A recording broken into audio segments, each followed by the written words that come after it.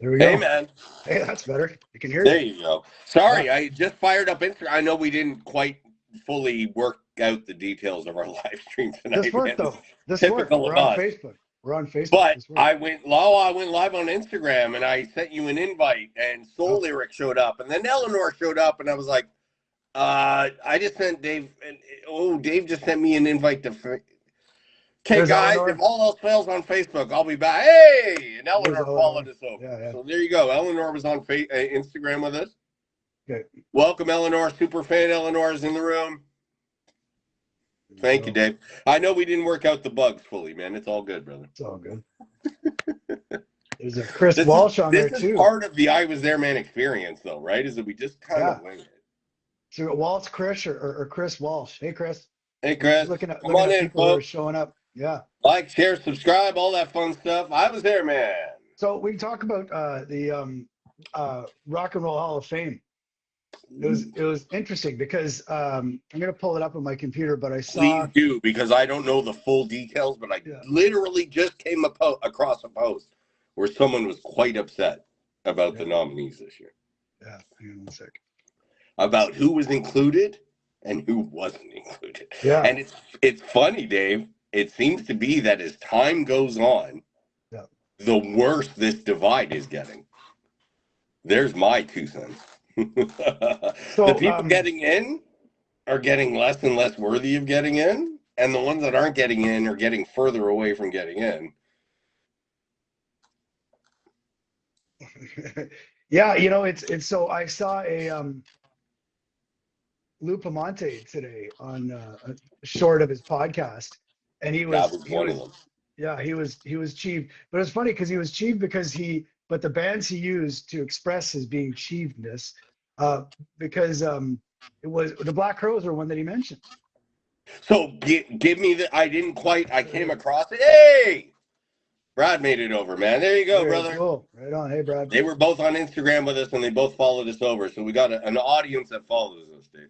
There There you you go. So we got Phil Collins, Linda Creed, Celia Cruz, Billy Idol, Iron Maiden, Joy Division New Order, Fela Kuti, I don't know, Arif Mardin, I don't know, MC Light, Jimmy Miller, Oasis, Graham Parsons, Queen Latifah, Rick Rubin, Sade, Ed Sullivan, Luther Vandross, Wu-Tang Clan.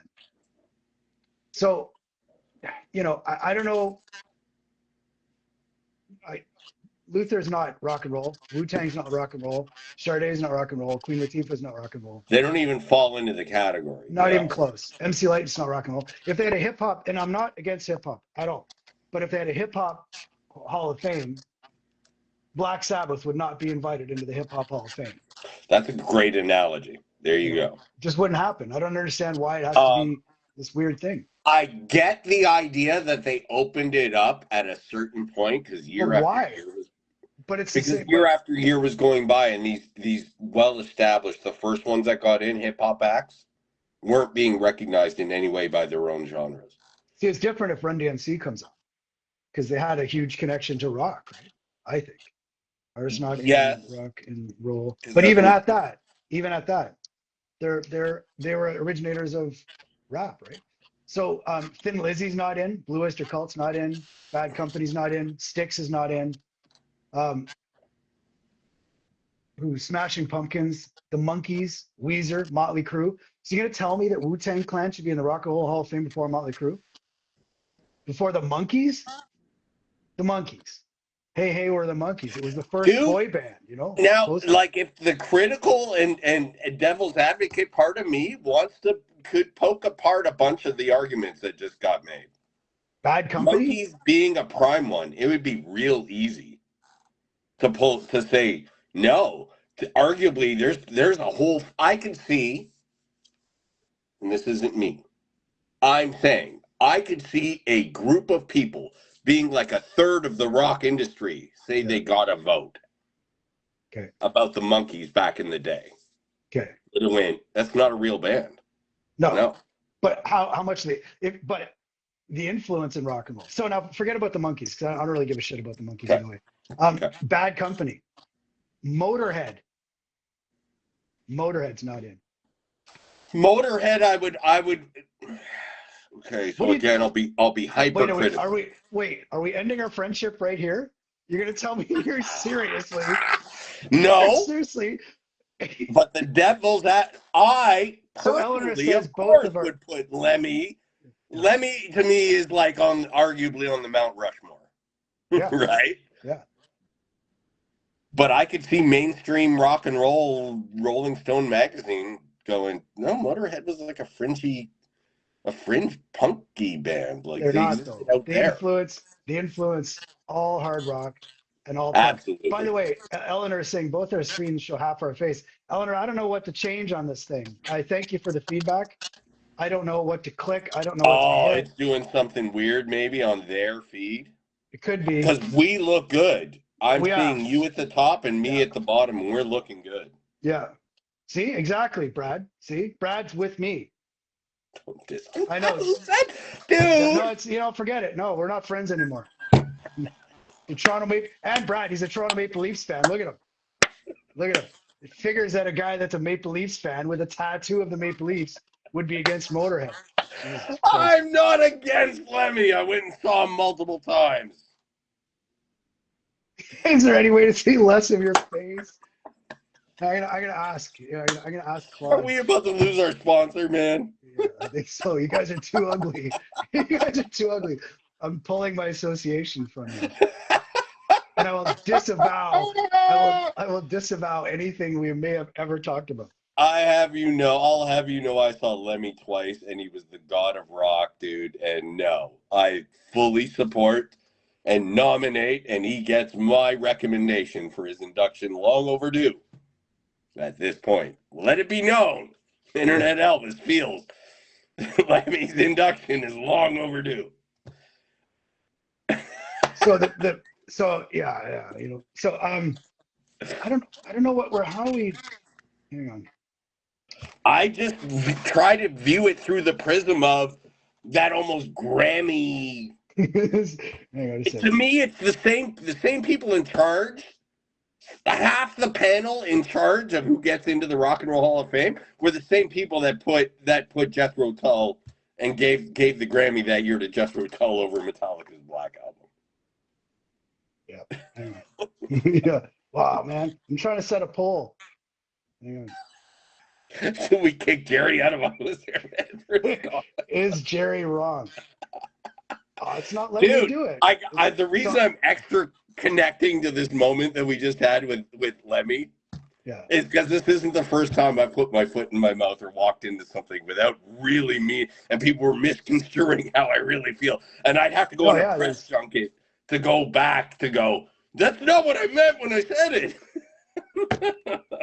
There you go. Ian says Motorhead not making the Rock and Roll Hall of Fame was like Wendell Clark not making the Hockey Hall of Fame. That is a very good analogy, brother. You know what, Brad? That's fucking great, dude. That was Ian. That's a great Ian analogy. Rodness.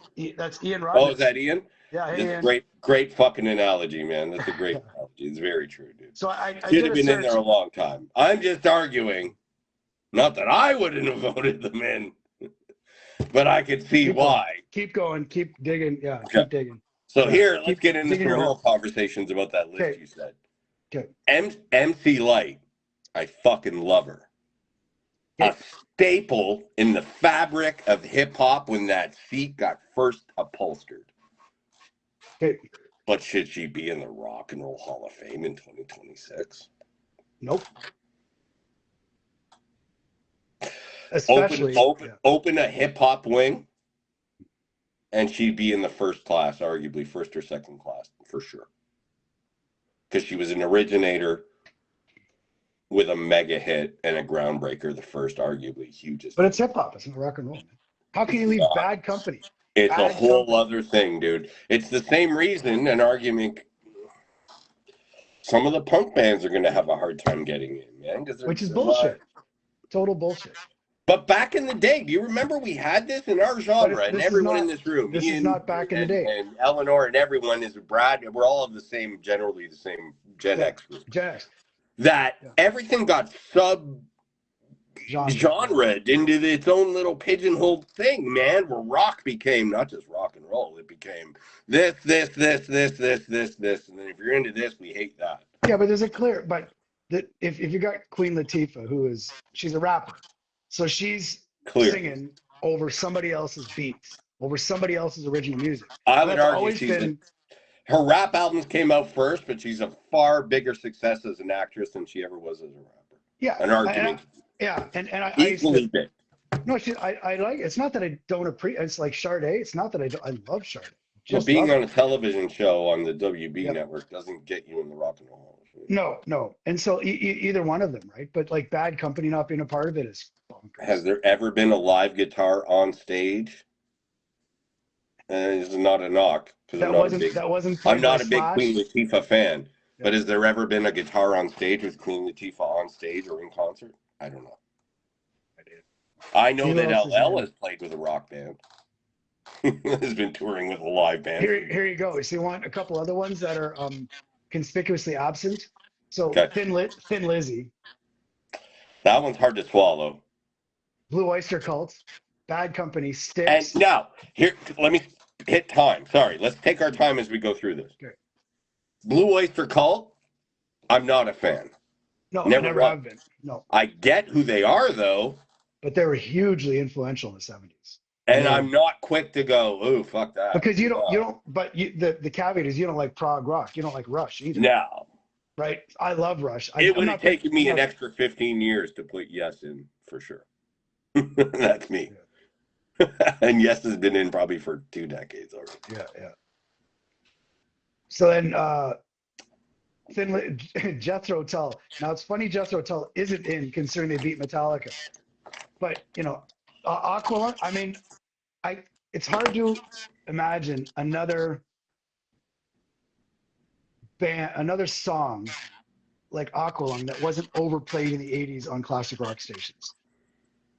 It carried a whole format of rock radio for the next 10 years after it came. At least. And for them not to be in it. I bet you could turn on any classic rock station in the United States or Canada today, and you would hear Aqualung within 48 hours. Man, as much as I respect it for what it was, because I've consumed at least enough of it to know what it was. What? I'm not a fan. Of what? Of Blue Oyster Cult? And the Metallica situation leaves a taste in your mouth, right? You walk away going, what? Oh, no, I don't like them. I personally don't like them, but that doesn't mean they shouldn't be heavy metal? No. No, they're not metal. No. But even Lars tried to save it by saying, well, maybe once upon a time, or what's his name? The guitar player, Hetfield, tried to say that. Nah. What's his name? Hetfield? Damn you. Jesus Christ. So far we got a campus radio station, and he's gone full fucking hardcore, huh? Oh, and I got my hats on backwards. Be careful. So we got you're okay with Lemmy not being in, and what's his name? Hetfield. Yeah, Metallica even lost you, man. Come on now. I listen to them at least twice a week at the gym. Yeah, they lost you for a number of years. Well, yeah, I don't listen to their new stuff. No. It's funny. The last song I liked that I listened to that they did was for Mission Impossible. I didn't even know they did one, brother. And part of it is because they're driving a '68 Camaro through the desert. Nice. I forget who's doing, which is killer. It's my favorite car. Yeah. And then Hetfield's got this cool leather shirt, but it's a cool track. All right, so let's move on. So Styx. I was never a big fan of Styx, but where my ex is I would from, have already safely assumed that they were in the first 5 classes inducted. I think if you would have had a vote from Northern Ontario, they would have been in the day. I would have put them in the first 5 years, for sure. I would have thought the people who put them in would have put them in the first 5 years. Here's one, Boston. See, I want to pump the brakes, man. There's even word coming out now as time has gone on and decade after decade has passed. They weren't even a real band. What do you mean? It was all a manufactured in-studio thing. He never got a band together when he made the deal and got a record, and that record went on to become arguably one of the top-selling rock and roll records of all time. So why would they be in? Why would my understanding is that because they're not a band. Well, there's no Boston. It was all a manufactured thing. It was him. Yeah. Yeah. It was a guy. Yeah. Yeah. So, rock. so he's changed his name. So Queen Latifah was born Queen Latifah. Tom Just because Smoltz. Tom Smoltz calls himself Boston, and the people he tours with and plays with, he develops a collective. Yeah, that's basically what he did. Apparently. Why would it? No, you know what? There was a time when I listened to a lot of Boston. I did like them. And I'm only letting you know that, I mean, we knew that in the 80s, 90s. I remember hearing that, the idea that it was it was the epitome of manufactured corporate rock. Yeah. Right? They had a song and how do we make this dominate the charts and sell 1 million albums a month? One of the highest selling albums of all time was generated. What? Who? What? I don't know anyone who would try. I don't know anyone who would try to pull that. Trent Reznor, Mini Nine Inch Nails has done the same thing. Yeah. Yeah, but at least I showed up in the third row and watched him a year and a half after his first record came out with a bunch of guys pull off the music live. And the vibe I got from that Boston wasn't a touring act. As much as I'd like to envision them as this big arena rock act from the 70s, they didn't exist because there was no band. So they didn't play? Single. And then he put musicians together whenever there was a need for a tour for Boston to show up somewhere. Which Boston never showed up anywhere. When's the last time you heard of Boston coming to town, dude? I never even paid attention. So you're telling me they never played live? No. They played live. Oh, yeah. But they weren't like the Stones or the Eagles or any other band from their era where they're like, oh, Boston's headlining a tour across America right now. That's not. If they did, it was put together with fakery. It was just one guy with that one album. Wow. Yeah. So they got no way. So yeah. No, just like so. I'm scrolling and to what's this. crazy is mind blowing. So check this out. Yeah. So Tom Smoltz, right? So I'm looking at the Wikipedia of Boston, the rock band, the members. Okay, 2, 4, 6, 1, 2, 3, 4, 25 members in Boston. So there you go. Yeah. So it was his band. So why shouldn't they be in the Rock and Roll Hall of Fame? One guy who had one song. Yeah, but why wouldn't they be in the Rock and Roll Hall of Fame? Anyway, whatever. That I get what you're saying. Because it may not be real. Here's one. Here's a Canadian one. The Guess Who. Man, maybe it's my fucking pump the brakes mentality, man. Right away it goes Canadian fringe band with 1 or 2 hits that cracked into 3 hits, maybe that cracked America. There you go. They were Canadian Walk of Fame for sure. Three hits, I think, that climbed the charts.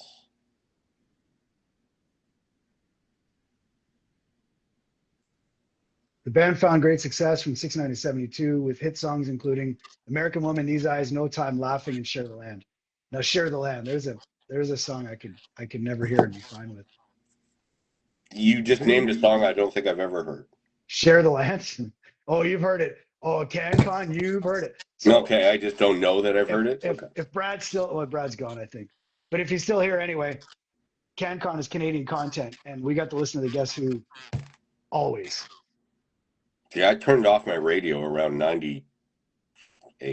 Yeah, but we listened to it, yeah. But they did American Woman. Like, why would they not just that alone? Yeah. Gold record. Reached the top 10. These Eyes reached top 10 United States. Yeah. Yeah. I would argue that they're more famous in America for Lenny covering it than. Yeah, probably. Who would have gotten it close? What else we got? Anyway, keep going. All right, I'm gonna go so that was a fun trip to see how many members of Boston there were. I had to fucking drag Gary through the mud and make the rock heavy metal community. Hey, man. On them forever. I didn't drag you through the mud. You did it yourself. You could take a horse. Don't make me say Axl wasn't a good singer. Hey, there's Brad. Yeah, that's a good one. That's an interesting one. So, yeah. What do you think? We can make a whole show out of Terry's fucking contradictory statements. But listen, it's funny because you can't. you can't say and talk about singers now that did that kind of vocal gymnastics, right? Like when you're screaming and singing Guns N' Roses night after night after night after night after night, it's going to screw up your voice. You're not going to go to, you know. But back then, didn't he have the same octave range as Mariah Carey? I thought he I did. I know this. Even when we were the drunk fucks in high school and Yeah. die hard fucking Guns N' Roses fans, to the point where Mike and Sean were going down to Steve to slip this price tag with that price tag to slip out those fucking bootlegs Guns N' Roses Yeah. records out, right? Like die hard Guns N' Roses guys. The greatest to them, the Stones weren't. No, it was Guns N' Roses were the greatest fucking band Yeah. in the world. And we even knew. Well, the singer kind of sucks. He's cool. He's great live, and he can do the serpent. We made fun of him with his serpentine, but we all knew. But he had a range of nearly 5 octaves. We all knew, yeah, maybe, but I don't ever remember it coming up. And if you had to ask one of us in high school who's a better singer, like we would have laughed at that question. Like Mariah Carey, you fucking kidding? She's a fucking diva. No, I didn't. No, I didn't say compare the two, and it's an interesting thing because I listened to a Even as sorry to hop in one last thing again before people murder me. I'm not a huge Deep Purple fan. This has come up this week, but Ian Gillan is 100 times the singer man that fucking Axl Rose could ever hope to be. What did you think? Right? Like, this man. One guy got a moment in time and was cool.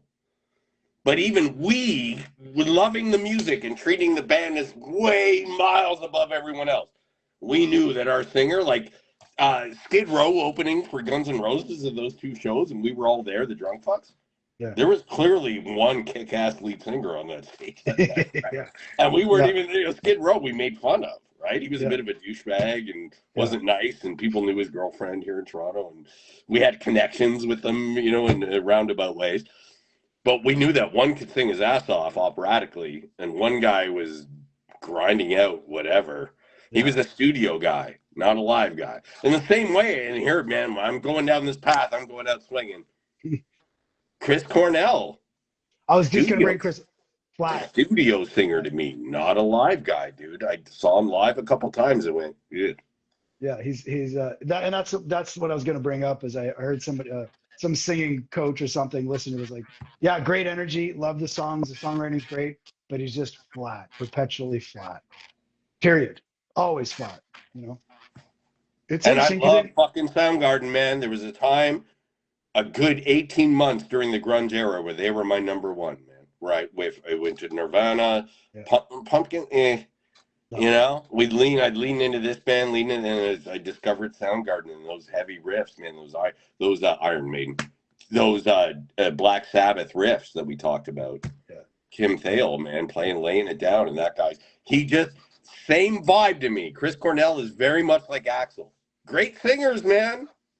Are they the best great ever? Frontmen. How about great frontmen, not necessarily great singers? Yeah, exactly. Which is a there different you go. thing. There's David Lee Roth for you, man. Right?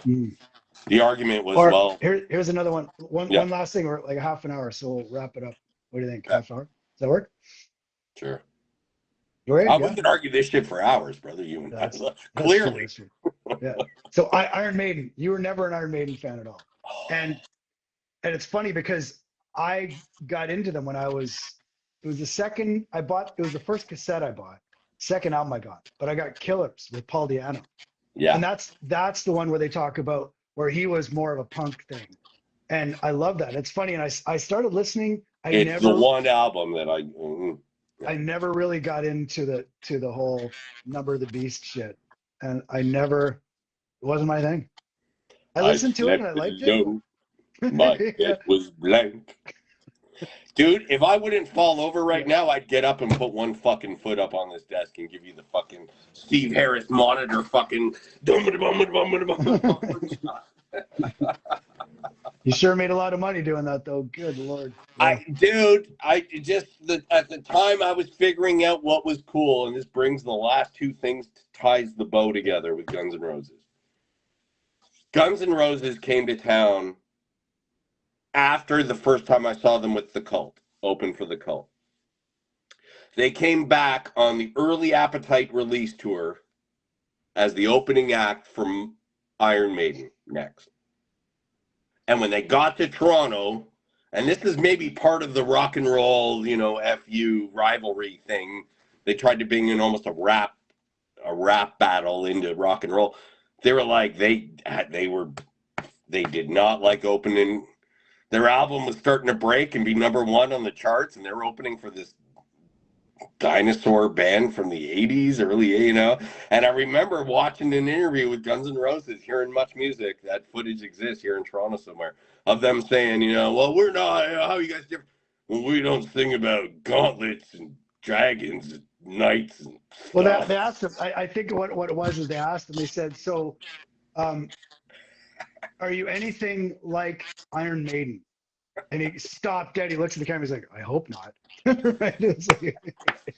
Yeah, it kind of summed it up. They were picking a fight on purpose, clearly, as the opening act, as they came to the Toronto stop of that tour, because that's when that interview would have happened, at the Toronto stop of that tour, man. Crazy. And they were just like, fuck this, we're opening for a band. And then they hopped out. They were kicked off the tour, or even if it wasn't kicked off, they were happy to publicize it as they got kicked off, and then went on to become the biggest band in rock and roll. Thanks. And on that note, I wish I would have been able to do my poll, because my poll question is going to be, is Jerry wrong? Yes or yes? Dude, we could totally. I know here we're pulling the curtain back, folks. We're switching over to long format content with I Was There, Man. We think this is the way we're leaning right now, man. We knew that the 3-minute thing wasn't going to last. It was the seed that's going to bloom into something else for I Was There, Man. So we're leaning into this. More lives, more getting to know Dave and I, more of our personalities being on the screen. And one of the lanes that kind of bubbled up organically, which I love, Dave, is you as the straight man and me as your foil. I fucking love it. And it just kind of works. Yeah, We've had multiple jokes about me being too old, even though you're technically a year older than me. I wouldn't characterize it as that. I'd say I'm right and you're wrong. It's just much better. No, that's a podcast, brother. There you go. Eleanor and other people agree and love it. I think it's Eleanor. Cool. All right, man.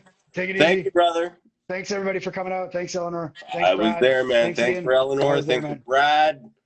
Hanging out. Check out Soul Lyric if you haven't already. You'll love it. App. Yep. Go fire it up. SoulLyric.com, Soul Lyric app on Instagram.